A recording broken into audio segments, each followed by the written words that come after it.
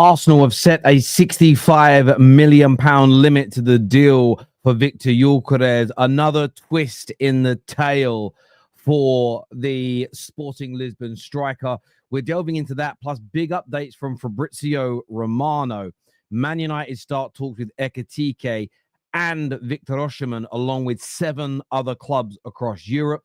We're taking a look at Chelsea and their pursuit of Jamie Gittens. We're going to take your calls on the show as well. Want to get your views, want to get your opinions on all of these deals. But make sure the like button has been smashed. Make sure you are subscribing to the Football Terrace. Let's go.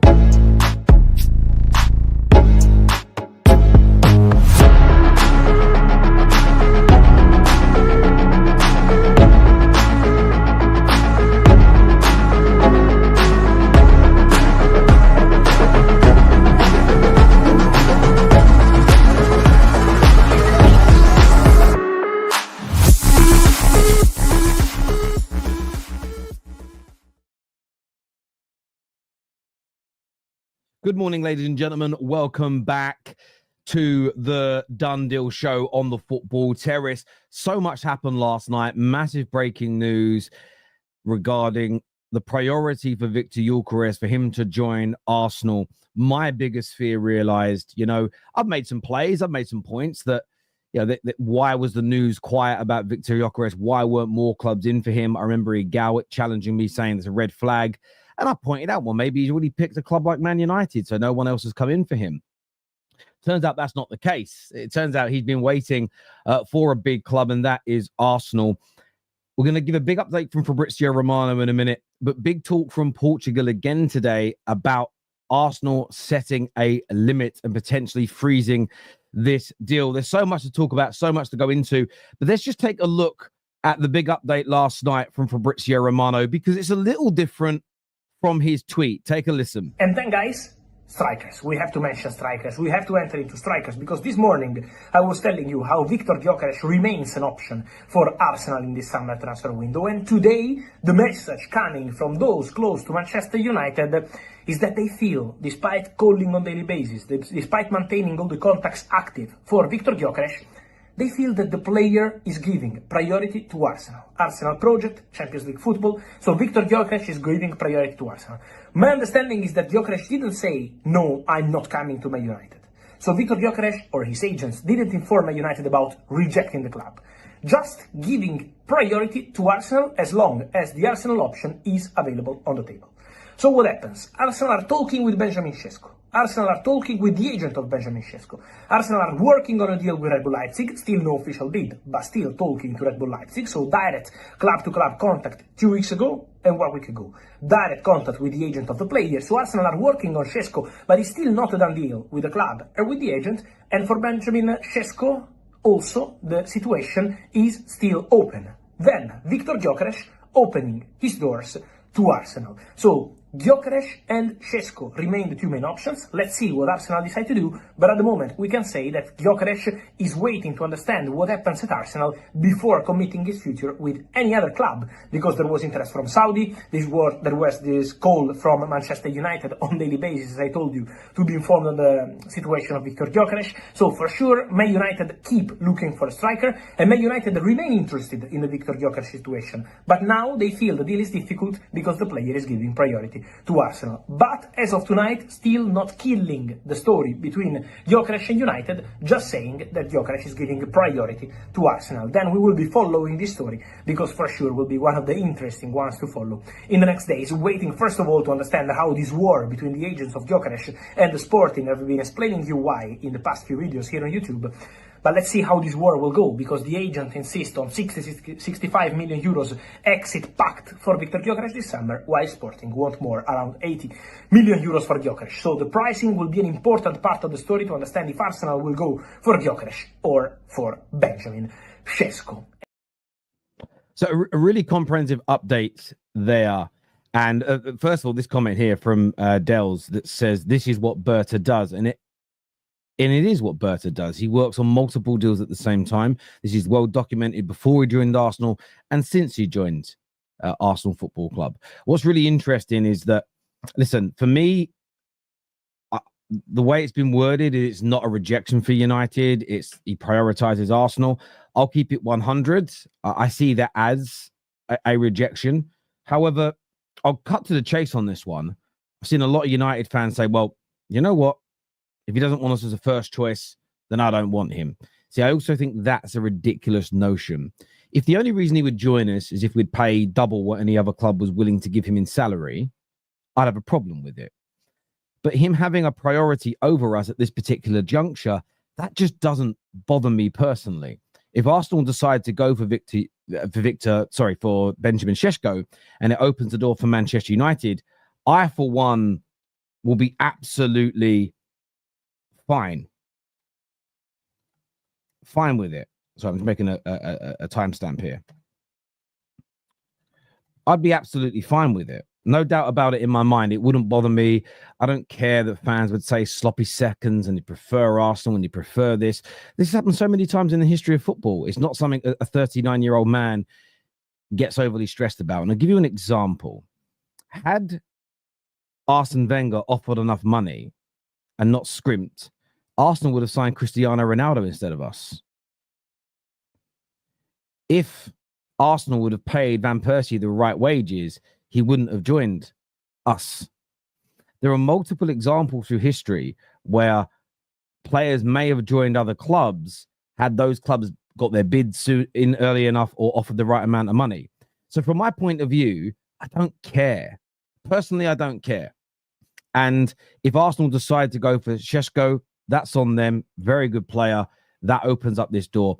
I think as well, Gyokeres himself will be very frustrated with whoever has put out this news, because the one thing it is bad PR at this point for a player to reveal their preference before the potential buyers have decided on who their preference is. And I know a lot of gooners keep saying, but what if we buy both? What if we buy both? There's always the possibility that Arsenal go and sign both players, because that could happen. However, there is no evidence, there is no reports, there are no stories from any media outlets that I've seen, any connections to Arsenal to suggest they will buy two leading first-team number 9s this summer.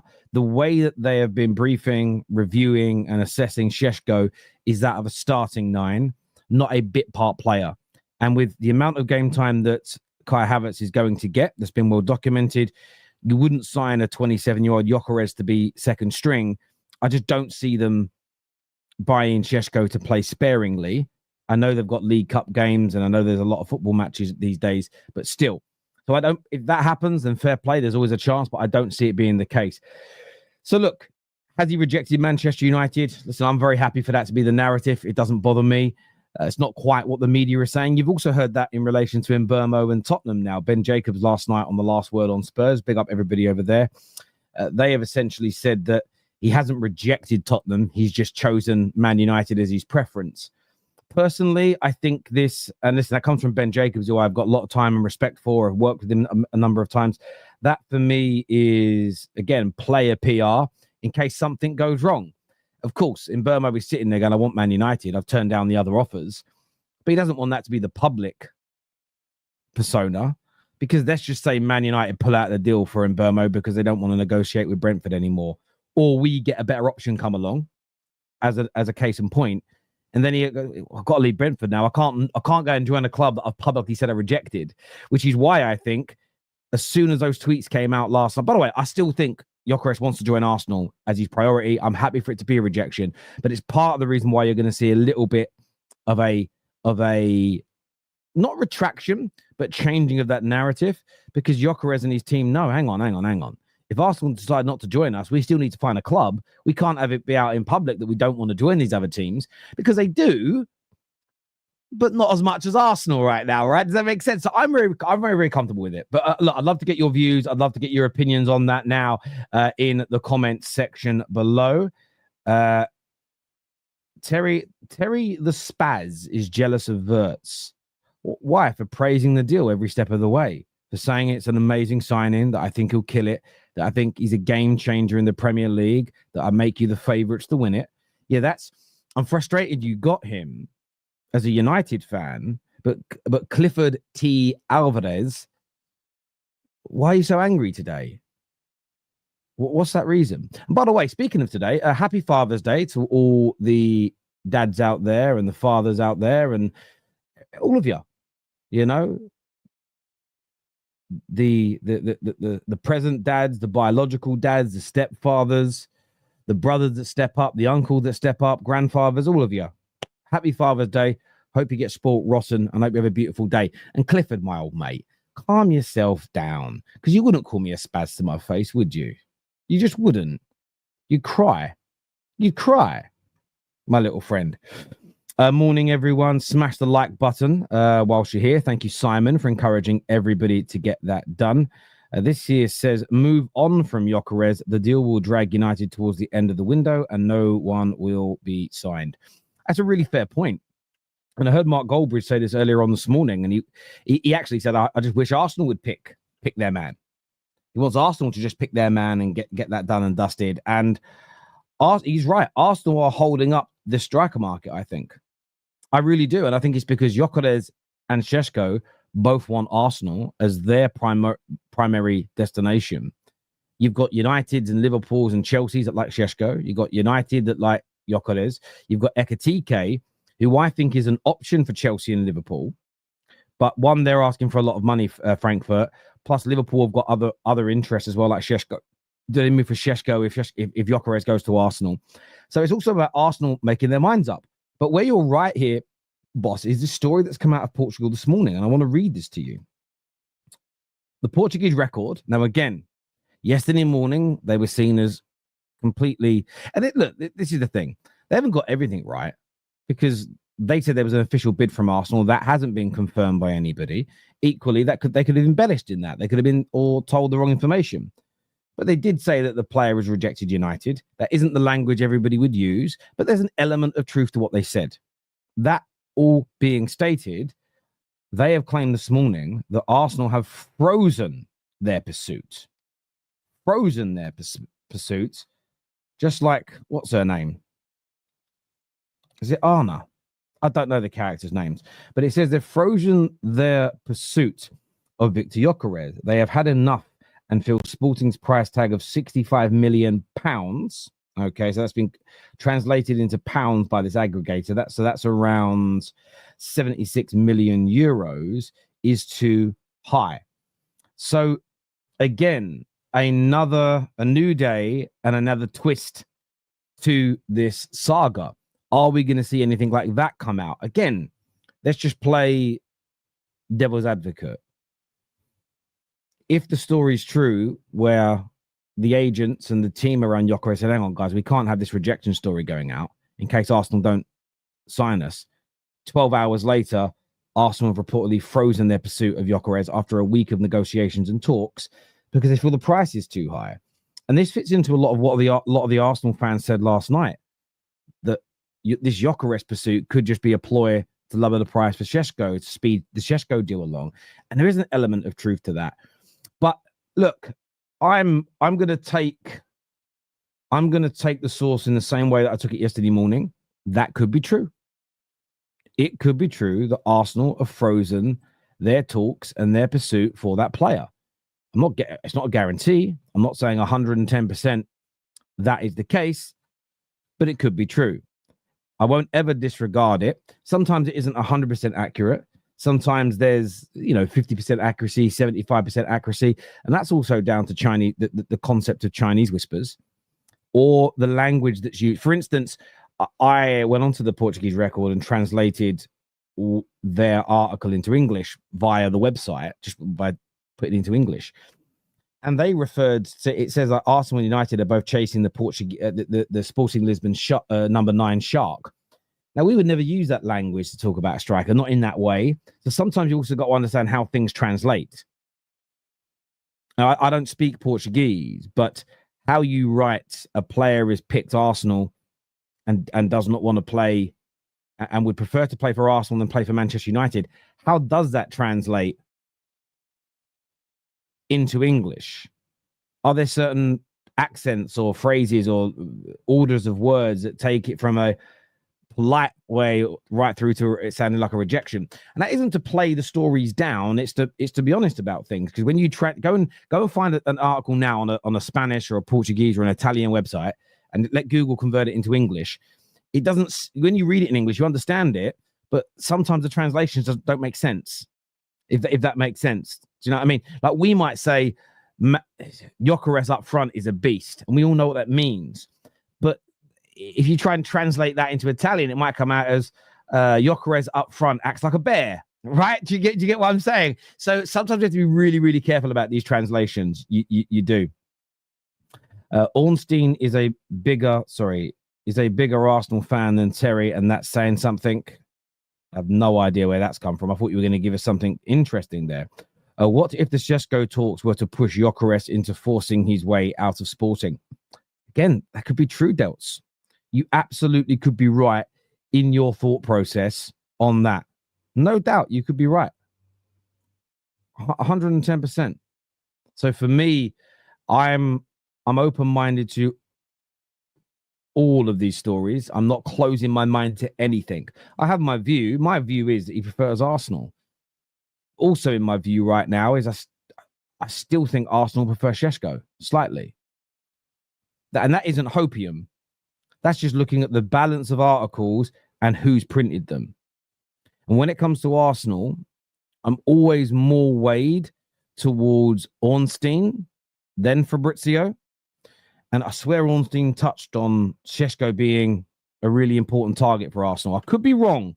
And maybe he didn't write that. Maybe I'm misremembering. I cover a lot of transfer stories. You guys in the chat will tell me, because some of you, especially Arsenal fans, you kind of anoraks to that. Terry be gassing Arsenal fans too much. What, by reporting on the news that's out there? I'm really sorry. In fact, though, City fan, you say these things, but what have I said about your summer? I've said how I've praised your summer, barring Liverpool's, more than any other team so far in Europe. So how does that even make sense, my little friend?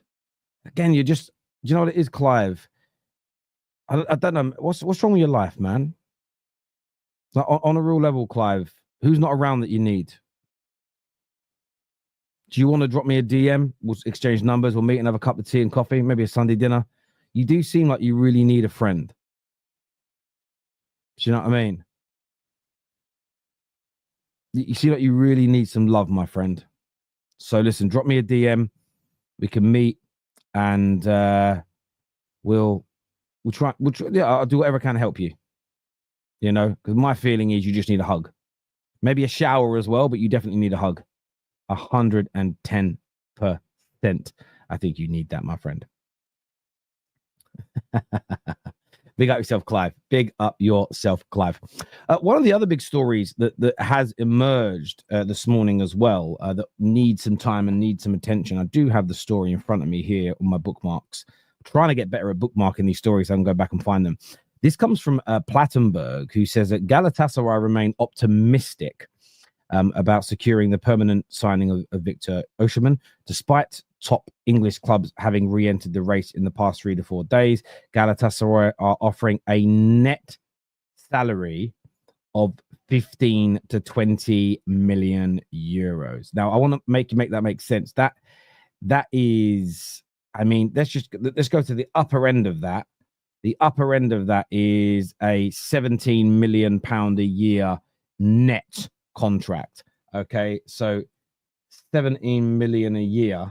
If you divide that by the 52 weeks, that's clearing £326,000 per week. To get that at a Premier League team, you're probably going to have to offer him close to 450 to 500,000 pounds a week. Now, I don't know what the tax system is like in Turkey, so maybe their gross payments don't need to be as high as that. But it's a difficult one for the English clubs to be able to match. There's no doubt about it. But what has been stated is that Manchester United, along with Arsenal as well, but I've got the list of the clubs here somewhere.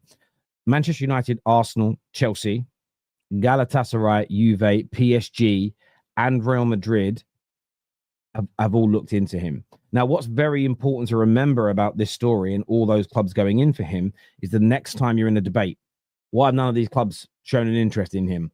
Well, you can't get much bigger than Madrid, AC Milan, Arsenal, United, Chelsea, PSG, Juve, Galatasaray. There's some bigger teams. You know, you've got Barcelona and Liverpool that are missing from that list.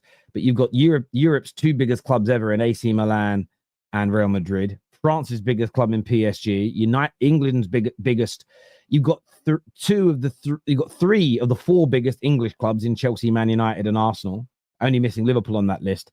Biggest club in Turkey, Galatasaray, and again one of the biggest clubs in Italy, Juve. Looking at him, so that's going to be a really interesting one to keep an eye on. Personally, I want him. Personally, I want Viktor Gyökeres at Manchester United if we can't get Victor Osimhen. I think he's a stellar player. I think he's an amazing performer.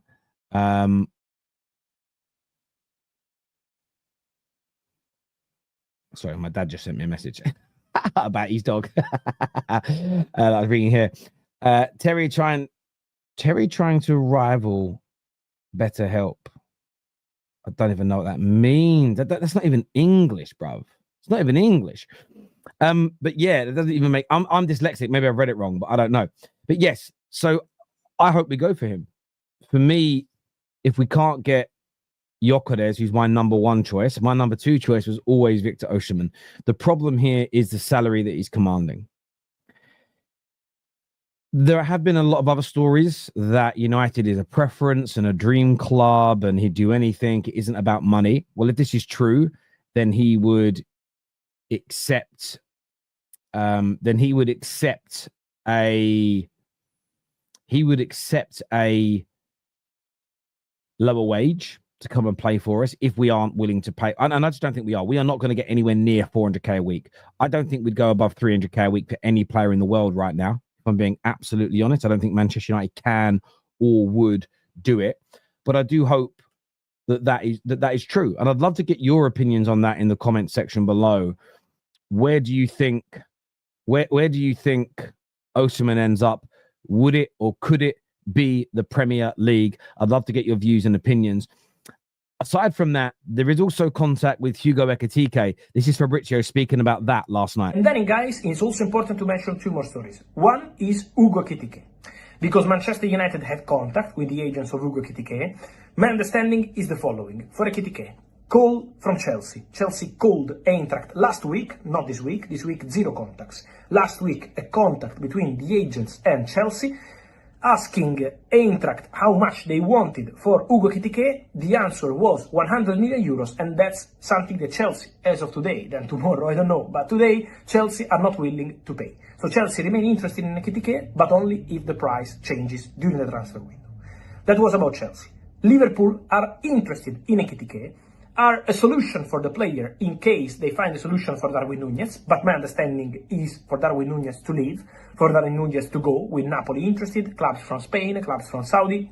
So Darwin Núñez is going, and so we have to consider also Liverpool for Ekitike, but also in this case will depend on the price, because Liverpool already spent important money on the market, and then Manchester United called in the last 2-3 days to be informed of the situation, to speak with the agents, because they are looking for a striker, we know, and so Man United made a call to be informed on the Ekitike situation. So Chelsea called, but the price is considered too high. Man United now informed. Don't forget Liverpool in this story. So let's see what happens with Hugo Ekitike. For sure, an interesting topic in this summer transfer window.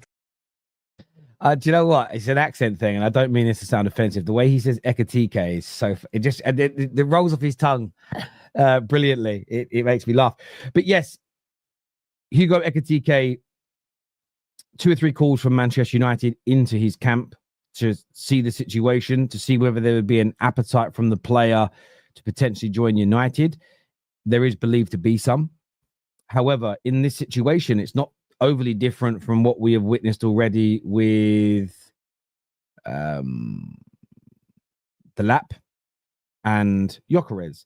There are other teams like Chelsea and Liverpool that are either already ahead of us in the race, definitely Chelsea, and Liverpool, who are definitely, and I want to make sure I say this in the right way, Liverpool that would more than likely be a preference of destination. And I think it goes back to a little bit of what I said earlier on in the show. Arsenal are really holding up the transfer market. They, by the way, have no obligation to speed things up to help Man United and Chelsea, Liverpool, and all the other clubs. They have to do what's right for them as a football club. It's as simple and it's as straightforward as that. You can't get away from it. That's it, point blank. But as a United fan, would really, really prefer them to just decide whether it's Šeško, whether it's Gyokeres, make it definitive, buy a player. And then I think it helps everybody else settle down somewhat, because what you may then see, say they buy Gyokeres, you may then see a case where Liverpool go, well, Šeško was our preferred target of the two. Bang, we'll go for Šeško now. That then limits Ekitike's options. Chelsea may go, we're going to get him or we're not. We're going to focus on Gittens, or we're going to focus on more wide players. And then United are sitting there going, well, we can't get Šeško, we can't get him. Well, you go Ekitike, Chelsea do or don't want him, we can move. Equally, Chelsea then might go in for Ekitike, take him off the market. United is sitting there going, well, hang on.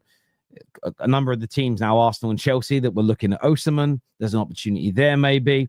So there are lots of very good strikers on the market that can improve our front line. I'm glad we're not just standing on ceremony. So a lot of people are saying this reminds me of the Frankie de Jong saga. Well, then you don't remember the Frankie de Jong saga. We literally stood still. Just like with the summer where we didn't sign Sancho many years ago now, I think that was 2020, where we just spent the whole summer chasing a player, maybe 21, whole summer chasing a player, not chasing, not working on anybody else, just to lose out late and then have to panic. Man United are not doing that at this particular moment. Yes, we've not got all their number one targets, the same as most clubs don't get all their number one targets. City, one of the best teams in the world, got told no by Wirtz as an example. You've seen Newcastle not getting the number one target in Burmo, or at this particular juncture, they haven't gone and got him right now. And loads of teams will miss out on their preferred targets because it's natural, no matter how good or bad you are. And I'm talking in the top end spectrum of the game. But I'm glad we're not standing on ceremony, and I'm so glad we're not standing around and doing absolutely nothing, because that for me would be criminal. Harrison Lang here says, Terry, I've got to scroll back and find this comment because I can't read it on my screen. It's too small. Sorry.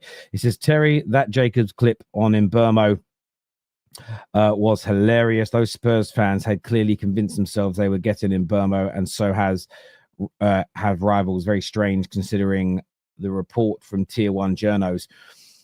Well, yeah, look, the clip did make me laugh because it was like from smiles to sadness. I think that there's always a chance he ends up at Tottenham. But as I said on Friday, and I stand by this, what's more likely is Man United pull away and it opens the door for Mbeumo to go, well, I need to pick a new club. Tottenham having Thomas Frank, having Champions League football will make that an option. But I believe as long as United are progressing in negotiations with Brentford, I think he becomes a Manchester United player. I'm 90% sure of that. There's always a possibility that he changes his mind, but I don't think that will happen. What I will say about some Spurs supporters is, listen, and we all do it. We all have these moments. I've done it with Gyokeres recently. You get a little giddy, you get a little carried away, and maybe you don't read all the right reports. This happens a lot. We're all guilty of this, including myself. I didn't read that. If I'd have read that report, this might have made more sense. Equally, all the Arsenal fans that I see going, I don't understand how we're working on two strikers at once. This must not be true. Well, that tells me you haven't read anything about Berta and how he operates. Because if you did, you wouldn't be sitting there and going, well, this doesn't make any sense. You'd sit there and go, well, this makes complete and utter, unadulterated sense. So it's about reading more, really. But yeah, I do agree with you on that. We've got some super chats here. First one says, the stepdads, the unks who step up, the brothers who step up. What a message, mate. That was sick. Thank you. Yeah, because they all deserve a place. Like, a couple of my brothers are stepdads, as an example, because that's the way life is. One of my family that I was very close with when I was younger, I know them now and speak every now and then, but very close to me when I was in the martial arts game. And I never knew this, but they all called Adam, who is their dad. I never thought anything of it. As I got older and become an adult and we're having conversations, it turns out the two eldest children that I knew the most, because they were at school with me as well. It was their little sister that did martial arts with me. Turns out their dad was their stepdad. But you would never have known in terms of the body language, the respect, the love and the care. And I was around them as a kid. I was a kid. They were kids. I could see the relationship, and it always resonated with me. Always resonated. It was just beautiful family, wonderful, some of the best people in the world that I know from top to bottom. And it was just a moment as a sort of a 21, 22-year-old when I found out of going, oh, that's really quite lovely. So, yeah. Happy Father's Day, Terry. 99% not going to happen, but just imagine they sign both. I can't even work out who we are going to get at this stage. Berta turning the transfer window on its head. Everyone waiting on Arsenal makes a change. Mr. Tybox, thank you for the super chat.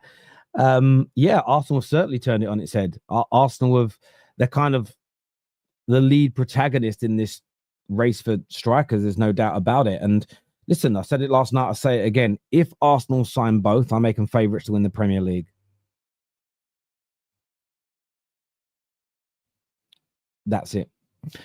Garth here. Garth Jones. Thank you. He's in Australia. Says, love you, Tezza, Paul fan. The striker barrel is so low compared to years gone by. Hopefully, fully it comes back. Would die for a prime Suarez, Rooney, Torres, Van Persie. Yeah, do you know what? We've kind of got this mixture, haven't we? You've got Bruno's and you've got KDB's in recent years. Wirtz is another, I think, that can play in the 10 role and can score and create. You've got some predatory strikers like your Haalands, like your Gyokeres of the world. Isak's probably the closest to what I'm about to say, but he weren't at the same point as Suarez and Rooney's and players like that who were as comfortable as nines as they were in the 10 role. So we just had this plethora of striker that could drop left, could drop right, could drop deep, could play on the shoulder, and they were just brilliant at it. Just brilliant at it. And it's funny, really, because a lot of people look at like Wayne Rooney's goal scoring record and forget that he was often used by United to supplement the attack. And because he was an unselfish man, it impacted the amount of goals that he scored, even though he still scored a colossal amount. The 2 seasons where he played on the shoulder as a number 9 were in probably the 2 worst teams that Manchester United had in his time at the club, even though they were still very, very good. And in those 2 seasons, he scored 34 goals a pop. In those 2 campaigns, it was 34 goals a pop. And the 2011 season, I think that's when he handed in his first transfer request because he was disgruntled at the lack of buying at the club. And you look back now and the guy was right. And even in that season, 2012, 2013, he got 16 goals. It's because the club didn't have the money. Now, I wouldn't change the signing of Van Persie because of what he did for us. Okay, I don't think I would change it. But if we would have actually spent the right money, we should have just kept Rooney as the 9 and gone out and bought a world-class 10.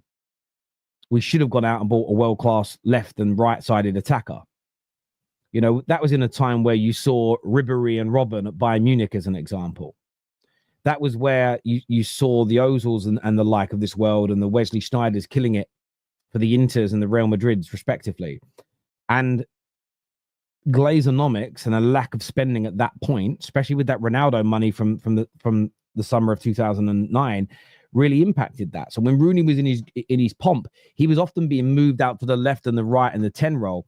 And then it was a lot easier for us to go, oh, there's 20 million for Van Persie. That was a lot easier than dropping at that time 40, 50, 60 million was colossal money on the players in those wide positions, the players in those 10s. And if Rooney would have stayed on as a number 9 with that kind of plethora of talent around him, you probably would have seen him score lots more goals. I think he could have scored at least 100 to 120 more goals from 2009 to 2016 in a Manchester United shirt. And funnily enough, it was that unrelenting, unselfish behavior from him that also helped burn him out. Because the amount of running and miles that guy did, where if from about 2010 onwards, he could have just become, you know, and we could have just molded him into more of a number 9, didn't have to drop deep as much, didn't have to run. If we had midfielders and wingers that were like picking up the slack, could have done a lot more for us. But that was how brilliant of a football player he was. He was so good that, because how many number 9s right now in the world? Someone the other day said Haaland's better. Haaland couldn't play left and right wing to a top class level, couldn't play 10 to a top class level, couldn't play central midfield to a good level. You're telling me he's a better footballer? I like Haaland. I've always defended him, but get the hell out of here, man. Get the hell out of here. Someone here this year says in Burma, here we go Monday. I'd love that. Do you know what? I'd love the here we go on that now, just because it would get rid of the chatter, and I think that's something we have to aim for, is to get rid of that chatter. That there's, because it's frustrating. It really is. It really is frustrating, that chatter. I'm not gonna lie. Is he gonna sign? Is he gonna not? I want to talk a little bit about Chelsea on the show as well today. We haven't touched on them too much in the last few days.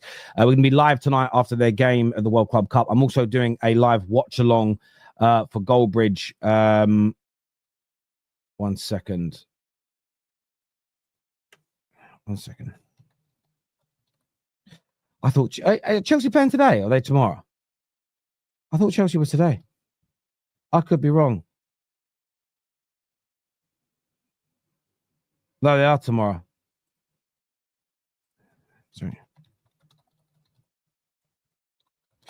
Sorry, he is right, Mark. Because Mark said because I'm doing watch-alongs for the Chelsea games. We're going to be doing some of the knockout games as well on That's Football, and I thought it was today. So I'm being stupid. I'm being dumb. My brain has gone. It's gone. I'm actually looking forward to PSG Atletico later. You are right. You guys are right. But yeah, when it comes to Gittens, so some interesting stories surrounding him. And Gittens, again, it's been reiterated today that Jamie Gittens has reportedly informed Dortmund that he's waiting for Chelsea. Whilst he will remain professional, his clear preference is to go to Stamford Bridge, and that stance isn't expected to change soon. I'm kind of, I want to get your views on that. We spoke to Chelsea fans earlier on this week. Jamie Gittens to Chelsea. How much of a game changer is that for Chelsea going into next season? Would love to get your views and get your opinions on it. How much of a game changer is that, in your humble opinion? Give us your thoughts. Give us your opinions now in the comment section below. I also want to shout out, by the way, everyone who's become a member of the Football Terrace in the last few weeks. It's, again, I'm always humbled. I'm often shocked as well at the support that you guys give us. But I want to just thank you all very, very much from the bottom of my heart for what you guys do. It means a great, great deal to me. Indeed, it does. So thank each and every single one of you. But it's interesting when you search Gittens and Chelsea. I like to do this sometimes to gauge what Chelsea fans are saying. And like, this was one opinion that I saw on Jamie Gittens. He says, looking at all the touchline footage I've gathered so far, the winger who surprised and impressed me the most with their ability is definitely Gittens. I genuinely believe he can be one of the very best in his position.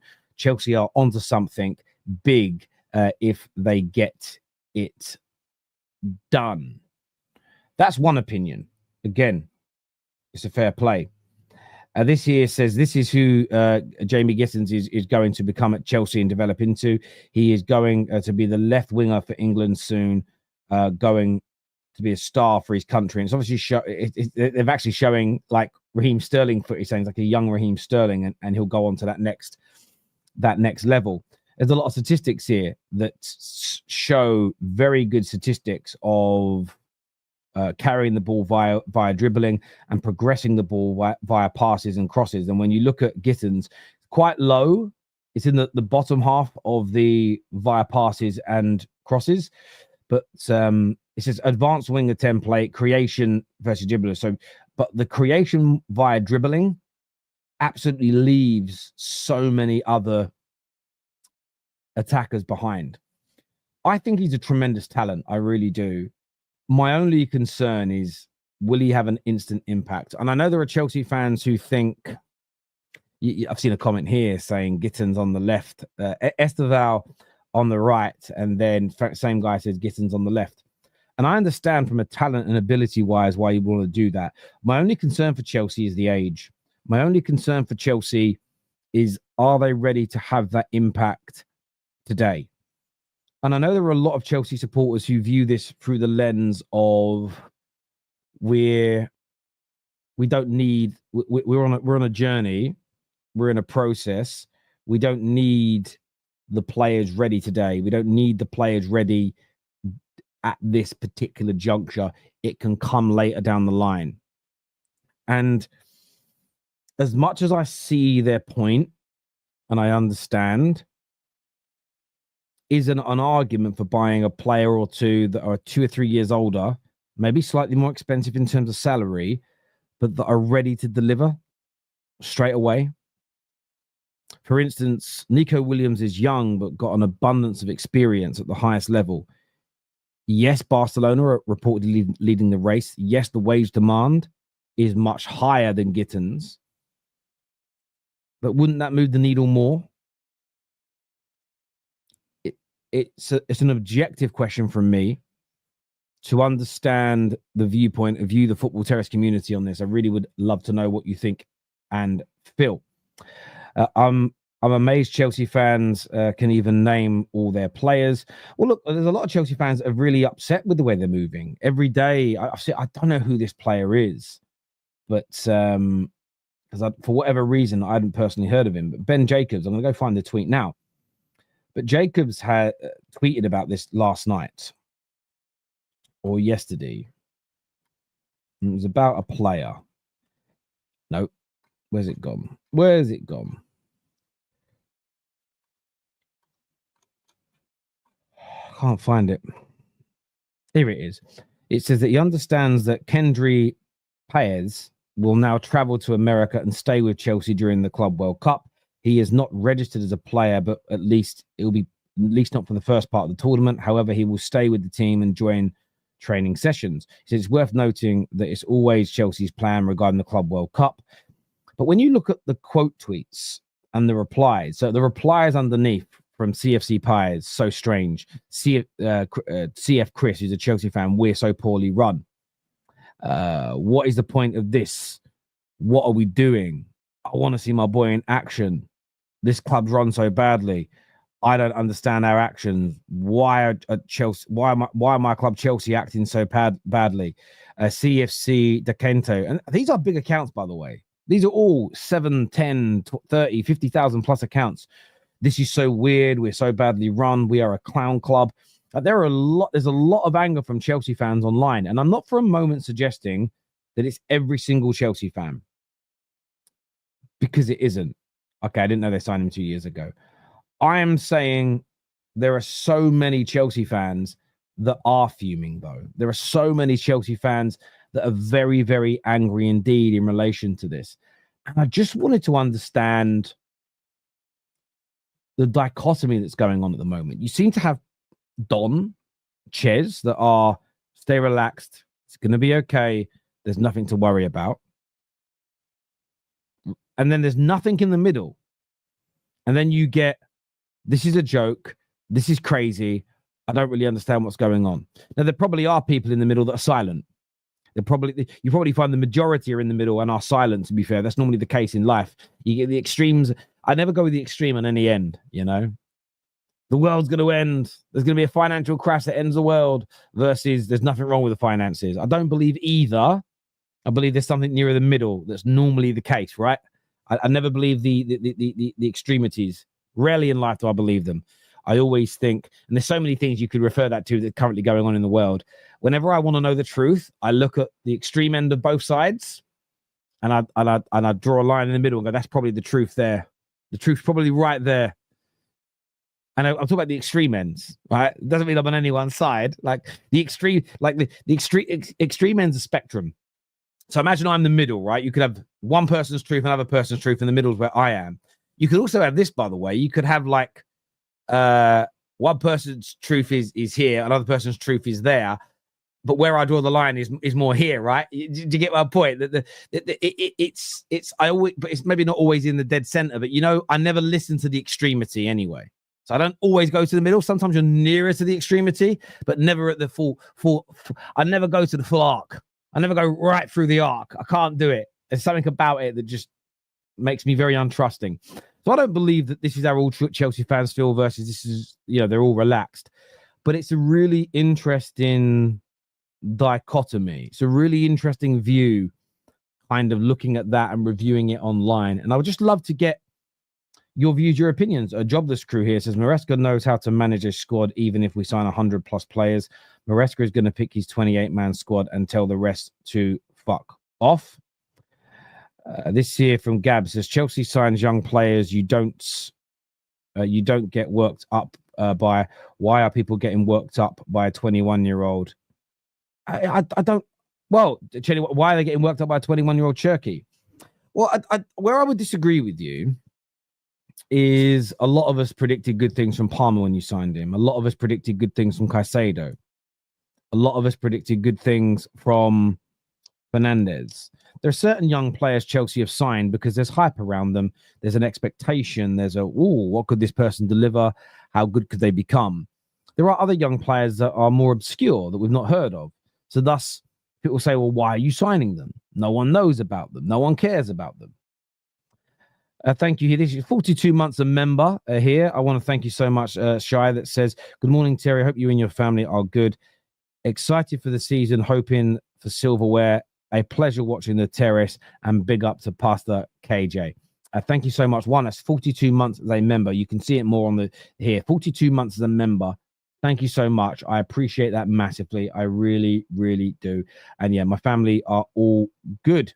Winter Surfer here, my bro, says, and I quote, let's face it, Chelsea fans are feeling like this because of the mini transfer window and the Club World Cup. In a few weeks, it could all change.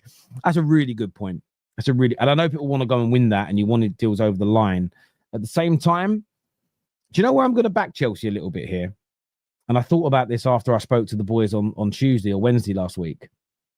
Where I'm backing you in that is Chelsea have been ridiculed for wasting money on players for the last 3 or 4 years.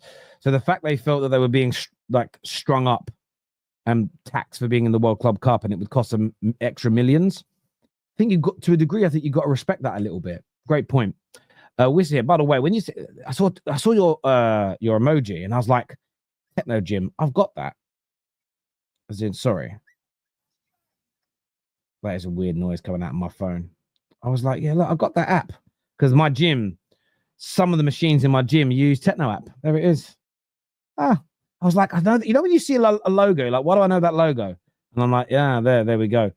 I do. I need to go back to the gym, to be fair. I've got to start sorting my life out. But anyway, what is it you actually said that's more important? I know if a player is elite or world class, he will need a lot of scrutiny and media is hounding him daily. Very true. Terry, how long would it take to sell Garnacho when the window's open? It depends on who's interested and where he wants to go. So let's say there's 5 or 6 clubs interested in him, but none of them are a preferred destination. It could take a while. If Chelsea or an Arsenal came in and put a bid in on Monday for 50, 60 million, it could be very quick. So we will see. We will see. Romano said his priority is Arsenal, although he hasn't said he rejected United. Joker, he is. I hope Arsenal don't pick you and of you come running to United and they say get lost. But they won't though, Paula. And you know what? I get your sentiment, but you know why that won't happen? Because football clubs are professional. The players are professional. They don't think about these decisions from a personal perspective like you do. It's often not subjective for them.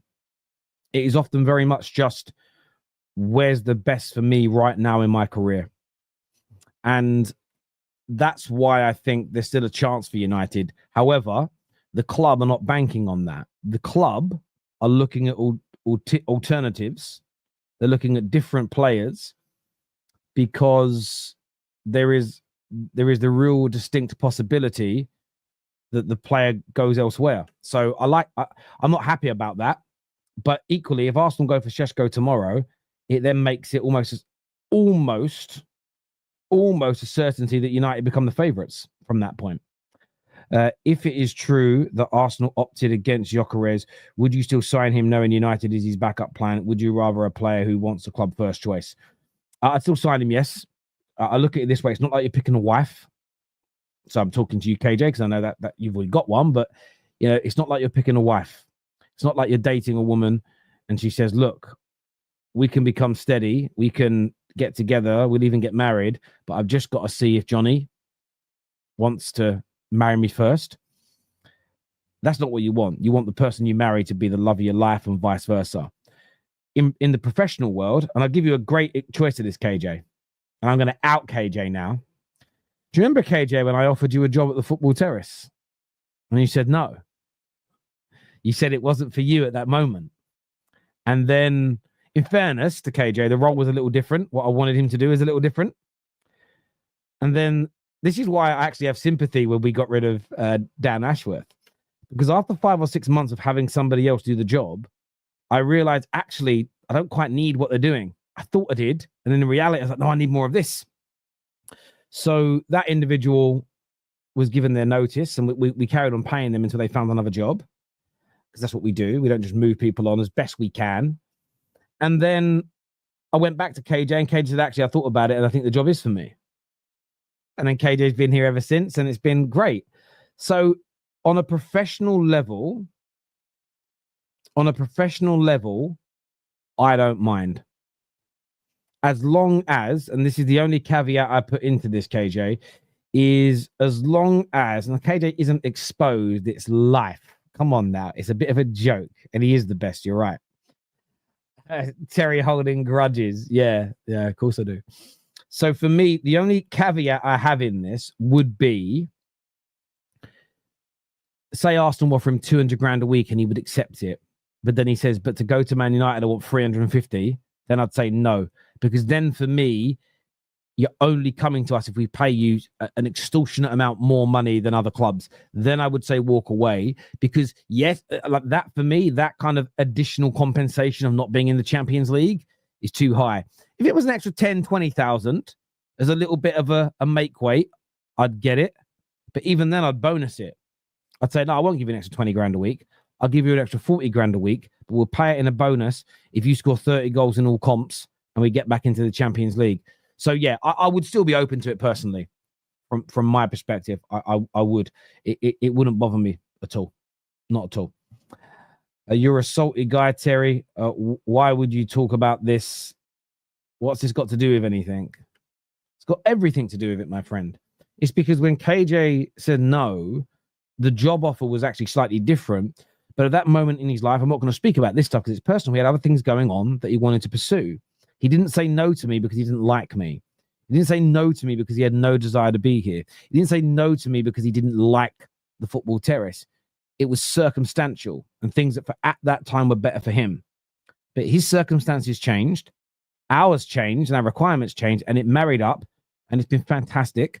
And KJ has helped grow the channel from having 200,000 subscribers to having over 560,000 across 2 YouTube channels, over 40,000 on Instagram, 30,000 on TikTok. And by the way, we weren't even doing content on those platforms until KJ came along. So he's helped grow us to an organization that has an ecosystem of over 600,000 individuals that watch our content. So my point, Blue Buzz, is that there is a difference between a subjective, personal, emotive decision, which fans think like. We're very emotive about our clubs, and a professional, business-orientated decision. And if you can't differentiate between the two, my advice is get off the internet, educate yourself, make friends, don't get a job, start a career, start building yourself up, and you'll realize business can't, and personal things can't always, you have to separate them. And one of the lessons I got when I was younger, I remember doing the staff rota, one of the first jobs in management I ever got given as I was being trained up. And I remember saying to my boss, I was like, oh, I hate doing this. I can't. I was like, I can't. I was like, I can't do this.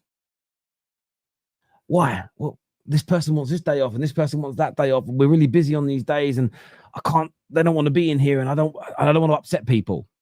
And my boss said to me, look, listen, before you even put names down, do the staff rota list with just numbers. So how many bodies do you need at the right time? So we used to get this data that came in when you were at your busiest, when you were at your quietest. That way you could make sure that your busiest moments of the day, you had the right amount of people on. People didn't go on breaks or lunch in these times. You had more staff in. We had a lot of part-time staff did 3 or 4 hours a day. There's no point having your part-time staff in between 11 and 1 when you're quiet, as an example. So just write the numbers down for the staff and then put people into it. Easier than trying to pick the names first. And it was great and it made sense. So I removed the personal element to solve the business need, and then you put the people into it. And it was just, you've always got to do that at times in life. It's so, so important. When you and KJ fall out, he will expose you.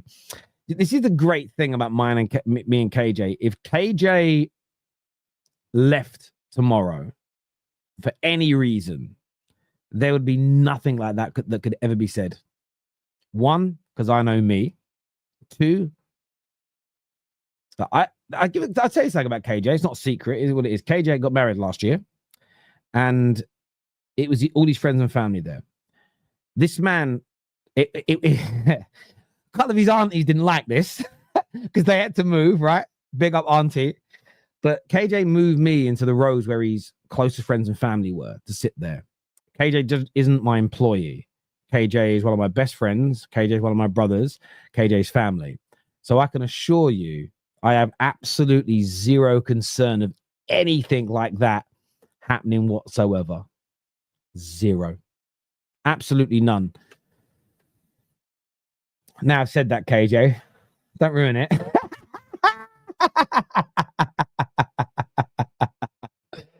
What's KJ said here?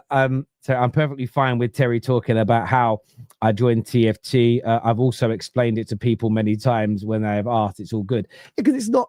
I would never talk about anything that's personal to the KJ's life that isn't for public consumption. But it makes the point. I understood why KJ said no at that time, and it made sense. In fact, he was right to say no, because at that moment in time, the role that you'd have come in for, we didn't even need. It wouldn't have worked out. So yeah, look, it's life, and it's always important. Don't mix family with business; it will end in tears. Again, I've worked with my father majority of my life. There's no tears, I trained and run martial arts centers with some of the best friends I had in my life. Still my greatest friends now. What I think about those sayings is this: it's not about mixing business and family, friends and business. It's about being around good or bad people. And if you surround yourself with good people, and you know how you know what good people are? This is a lesson I learned really, really young. This is what I learned when I was young. And I want to make sure I say this in the right way. If I was treating Lawless horribly, I was nasty to Lawless. It's disgraceful to Staffy. I was streaming about them. I was disgusted about them. Behind the scenes, I'm lying to people about them, and I'm being horrible. And somebody goes to KJ and says, "Listen, man, how could you be around someone like Terry that does that to good people like Lawless and Staffy?" If KJ was to say, he's good to me though, he's nice to me, so I've got no problem with it, that would show you that KJ is a bad person. Because you're ignoring horrible things that someone you like is doing to others just because they're nice to you. So at a young age, I learned that. And I try to surround myself as best I can with people that are by and large. And I'm not talking about when two grown-ups get into a disagreement and argue with each other. That's not the same as somebody being cruel to people. Does that make sense? So yeah, look, KJ's good people. So I've got no concerns whether we're friends, family, or business associates. I've got no concerns. Just don't. The same as with the majority of people, like my editor, Dre, no concerns. My bookkeepers, my accountants, the people who work for us, the panelists I've got no concerns. Never have done. Never have done. The day I leave TFT, I'll expose Terry. I'll expose all the great things that he has done for myself and my family. Thank you, KJ. I appreciate that. Yeah, I appreciate it. But there we go. People say that about Goldbridge. I don't. You know what? People do say things. People can say what they want. I need to see evidence. Do you know what I mean? I see disputes. I've seen, because this is the thing, me and Goldbridge had the same thing. I used to think about him, he used to think about me. It was tit for tat. That's different from an onslaught, isn't it? That is different from an onslaught on someone and treating them cruelly. You know what I mean? There's also two sides to stories as well. So you've got to be open-minded to that. That's not the same example that I was giving, Carl, but I hear you. I do hear you. That is all good. No, I hear you. Listen, I want to thank every single person who was tuned into the show today. Absolute legends, each and every single one of you. We're going to be back later today with more transfer updates. We're going to do a phone-in show a little bit later as well. Member-only chat coming on that too. Hit the like button. Make sure you are subscribing. We're also going to be back later for. We're probably going to do a match reaction later for the Bayern Ati game as well. Until next time, people, take care. Goodbye. God bless, and I'll see you all again soon. Peace.